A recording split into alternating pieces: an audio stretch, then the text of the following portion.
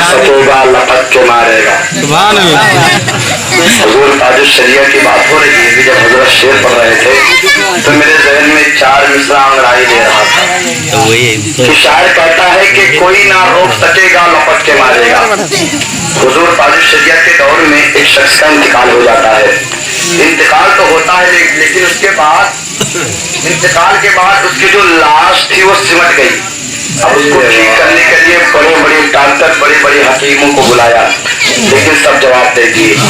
लेकिन जब उसे हुजूर ताजुल शरिया की बारगाह में लेकर गए, हुजूर ताजुल शरिया है, लोग कहते हैं हुजूर ताजुल शरिया कहते हैं लोगों इसे क्यों लाए?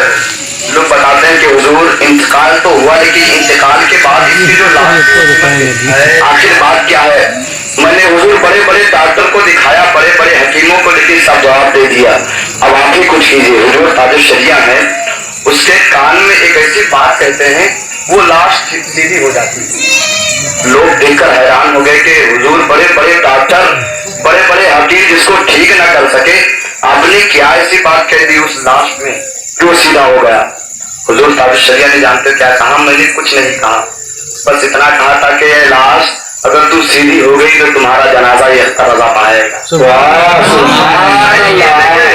कि कोई ना रोक सकेगा लपट के मारेगा। कि कोई ना रोक सकेगा लपट के मारेगा। बोलोगे नहीं मिसरा पूरा नहीं होगा, सुनना चाहते हो समझ कर बोलो सुभान अल्लाह। कि कोई ना रोक सकेगा लपट के मारेगा। आगे बढ़ेगा झपट के मारेगा। रजा के बेटों पे बकवास मत करो ना, गुलामे ताजुल शरिया पलट के मारेगा।